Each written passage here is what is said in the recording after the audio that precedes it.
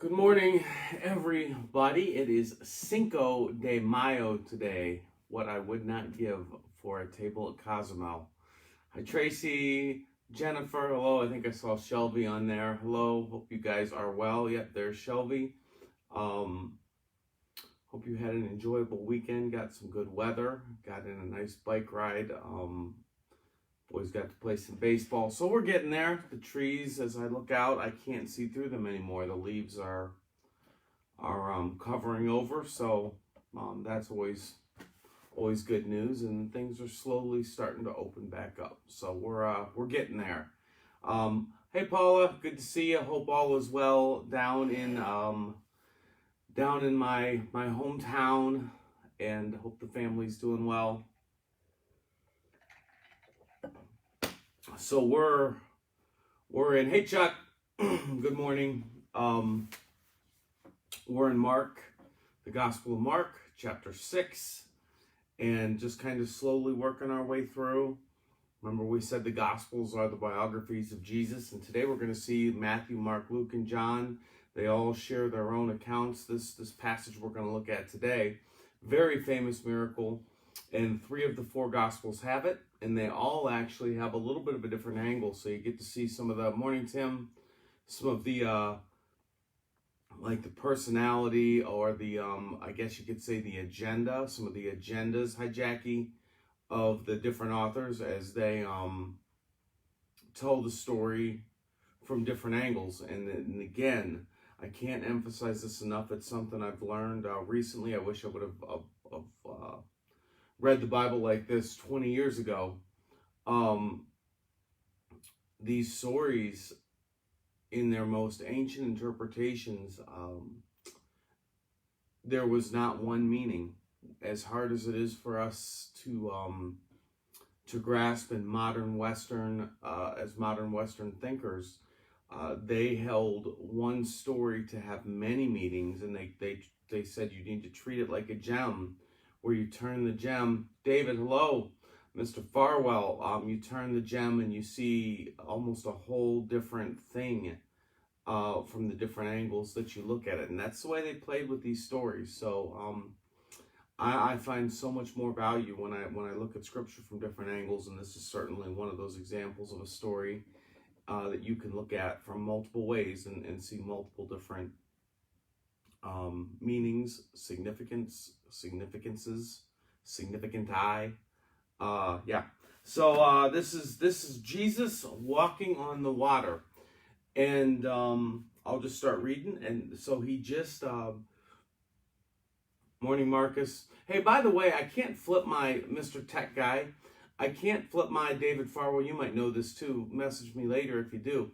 For some reason, on both my phone and on my iPad, when I try to flip the mirror image to get like this to look right, which I do literally every time, for some reason today, it turns the screen to like a green film. And so I can't flip it today, or it turns everything green. And so on both my phone and my iPad. Weird. But that's why things are reversed. Sorry about that. Morning, Bianca. All right, so this story is in Luke, it's in John, and it's in Mark. And John tells us that shortly after, no idea, okay, it is what it is. Shortly after Jesus feeds the 5,000, he perceives that the crowd wants to forcibly make him king. That's going to come into play later, but this is one of those where he does this big time miracle. Hi, Annette. He does this big time miracle, feeds 5,000, and then he has to slip away because the crowd wants to forcibly make him king, which would have had all kinds of implications with the Roman emperor and empire and Herod and all that. So then we get to this. I'm in verse 45. Immediately, he made his disciples get into the boat and go before him to the other side, to Bethsaida, while he dismissed the crowd. And after he had taken leave of them, he went up on the mountain to pray. And when evening came, the boat was out on the sea, and he was alone on the land. And he saw that they were making headway painfully, for the wind was against them. And about the fourth watch of the night, he came to them, walking on the sea, and he meant to pass them by. But when they saw him walking on the sea, they thought it was a ghost, and they cried out, for they all saw him and were terrified. But immediately he spoke to them and said, "Take heart, it is I, do not be afraid." And he got into the boat with them, and the wind ceased, and they were utterly astounded, for they did not understand about the loaves, but their hearts were hardened. So, morning, Karen. There's a lot going on in those couple of paragraphs. I'll start out talking about one of the things that stands out most to me. Hey, Shannon, Mrs. G, good to see you. Again, one of the things I would encourage you to do, this is in Matthew 14, Mark 6, and John 6. And you'll see that all three of those guys emphasize a little bit of a different, some different details of the story. Matthew actually gives a whole other piece of the story that, hey Dennis, that Peter actually ends up walking on, or trying to walk on water as well. Mark doesn't emphasize that. Now, some scholars say that's because Mark got his information from Peter. A lot of people think that Mark got his info. Mark wasn't one of the disciples. They sort of historically speculate that he got his information from Peter and from Mary. And so maybe Peter was like, "Hey, leave that part out about me almost drowning because I tried to walk on water." Anyway, all the accounts emphasize something different, but here's one of the things that stands out for me. Remember when we said last Thursday that every Jew,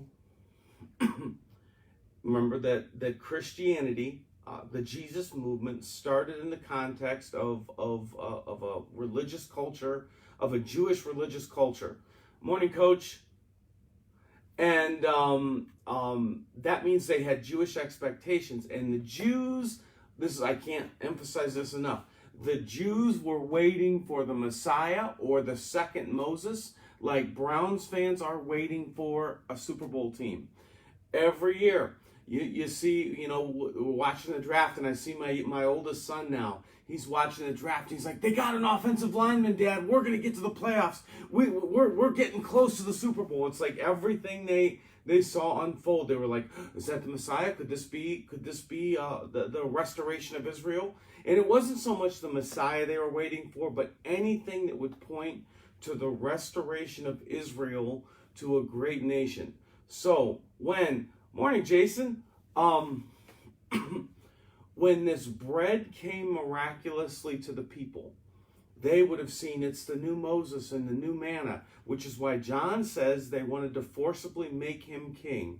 So Jesus does this Mosaic thing, meaning, and again, it goes back to Deuteronomy, when Moses, who led the Israelites out of Egypt, said, God will send you another Moses. And so they're waiting for new Passover, new Moses, a new Exodus to a new promised land.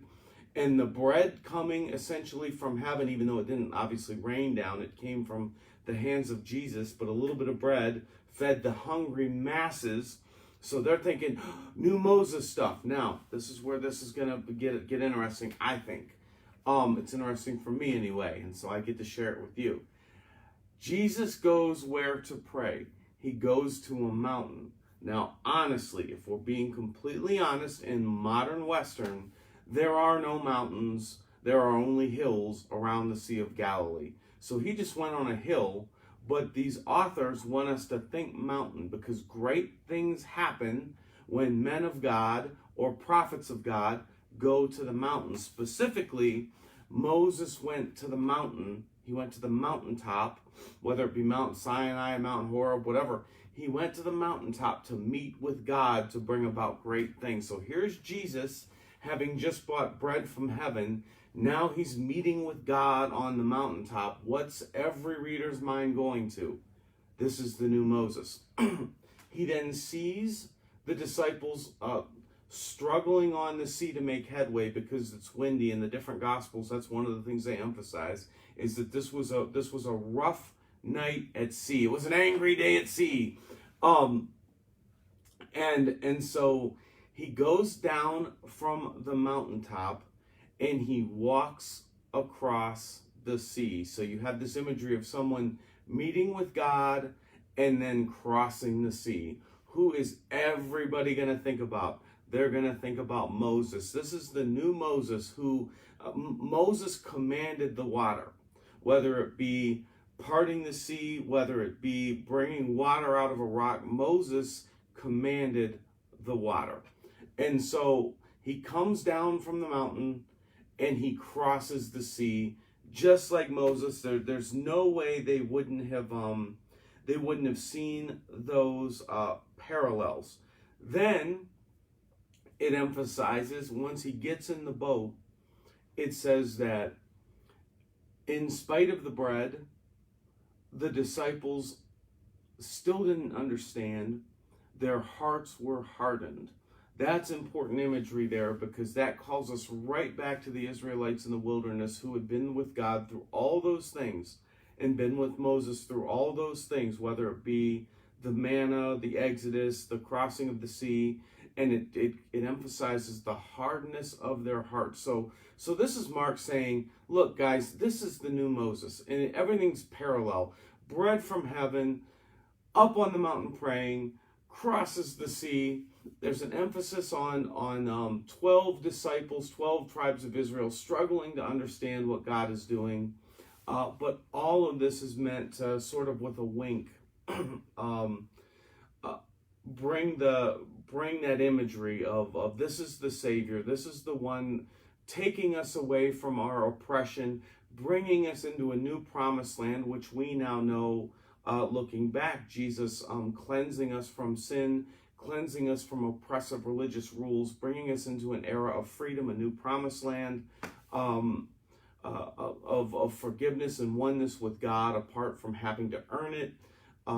There's so much of what Jesus did that Moses, bringing the Israelites out of their slavery and into freedom, Jesus bringing us out of the slavery of oppression and sin and religious rules and into an era of freedom and walking with God apart from having to earn it. So much of what Moses did pointed to Jesus, and so much of what these gospel writers do are trying to point us toward the connection between freedom from slavery and into this new life that Jesus came to bring, freedom in relationship with God. So that, I think, for me, there's obvious parallels with there that any first century Jewish reader their mind would have been exploding with implications from there. Now there's also, and I can't help, like, this is my wheelhouse here. This is what I love to talk about. First of all, I almost wonder, like, my mind immediately goes to, it says he meant to pass them by. Like he was on his way to the next stop. He didn't mean to get in the boat with them. I wonder, I can't help but wonder if the disciples caught him. Like, did they see him this time? Like, I wonder, how often did Jesus do the supernatural just as a way of going about his everyday business? And this was an instance where the disciples caught him. He meant to pass him by. Maybe not. I'm just speculating here. But did he mean to pass him by because that's just what he did? And then they happen to see him and they're terrified. And he's like, they got me. I'm going to go fix this. But notice that he saw them struggling from the mountain or from the hillside. And it didn't seem to bother him. He went about, he was going to pass them by, wasn't going to fix the situation. Because in John's gospel and Matthew's, not only do they emphasize Jesus gets in the boat and everything gets calm, John seems to say that Jesus supernaturally took them. Once he was in the boat, they immediately arrived at their destination. But that doesn't seem to be his original intent. And when Jesus is on the mountain, he doesn't see them struggling and calm the wind like he could, like he's done earlier in Mark. He doesn't intervene to take away their fear. In fact, his actions lead to even more fear, because now they think they're on like Ghost Encounters TV show, whatever. If anything, he increases their fear. But here's what I want to point out. Once again, we see that God does not intervene to protect his children that he cares about from stress, from perceived peril. God is not a helicopter parent. He allows people that he cares about very deeply to go through moments of misunderstanding, moments of doubt, moments of fear, moments of perceived peril, things that we see as very real threats. He allows us to go through them, probably because, number one, he doesn't see them the same, because he's looking at a big picture of the restoration of all things. He knows we're going to get there. But I think more than anything, as James 1 tells us, he just understands what those perceived seasons of peril do for our hearts, for our minds. Muscle grows under pressure. Exactly. Muscle grows when we tear it apart. When we rip the muscles, it grows and makes stronger. Same thing. And so many times you see this stuff that's true in the spiritual world is also true in the physical world. Iron gets sharper when under fire, or gets stronger under fire. It gets refined. The whole purification thing through fire. Things grow stronger when they're first broken up and recover. And you just see that so many times in these Gospels, that God doesn't intervene and doesn't protect. So when you're going through difficult seasons, it does not mean that God isn't aware, does not mean you've done anything wrong, does not mean you're outside of God's will. God just lets us go through these things so that we grow stronger from it, so that we learn to rely on him, and a million other reasons. It just so especially in seasons like this, where it seems like we're going through this difficult season and God is absent, and where's God? Well, God historically does not often swoop in and save the day at a point in time when we would want him to. He's usually late on things like that. So, and then one other thing that I wanted to show through this, this emphasizes the disciples' struggle. So the disciples who have been with Jesus thus far, they saw him raise the dead. They saw him cleanse lepers. They saw him calm a storm. They saw him feed 5,000. One of the things that the different accounts of this emphasize, this was the moment when the disciples worshipped Jesus and turned to him and said, truly you are the Son of God. That's in either Matthew or John. I think it's I can't remember which. You're the Son of God. Mark emphasizes, up until this point their hearts were hard, they were callous, they didn't get it. This is the turning point. It took all that till they finally were able to say, this is the Son of God. So if you're frustrated with your own spiritual growth, if you're frustrated with a grown child's spiritual growth, if you're frustrated with your spouse's spiritual growth, it can take a long time. Because here's the thing, and we saw it with the parables. This is the age of faith, where God is looking and speaking in ways that make it a little bit hard, where we got to do work. And what we don't see is Jesus lay it out until they get it. He doesn't work like that. He speaks in parables and mysteries. Good morning, Mark. Parables, mysteries. He's slippery. He just doesn't lay it out. he does all the things that you look and say you should be able to connect the dots, but it took these disciples who were with Jesus a long time to get to where they needed to be, and maybe they never really got there because he continues to struggle with them. And so give yourself a break, give your spouse a break, give your kid a break, give your coworker a break, give your family member a break. Everybody's on their own journey, and it just takes different people different amounts of time and stress and experience to move along in this crazy spiritual journey that we have. So from what we gather from this ancient story, yeah, that's all a part of the journey. Good morning, Christine. And we're all on a different pace, and it's hard. It's hard. And sometimes we miss things that are right out in front of us. It's just a part of the experience. So, I will see you back tomorrow. I can't remember what story is next, so it'll be a surprise. Enjoy your Cinco de Mayo. Go do something Mexican-y, and I'll see you back tomorrow at 9 a.m. Have a good day.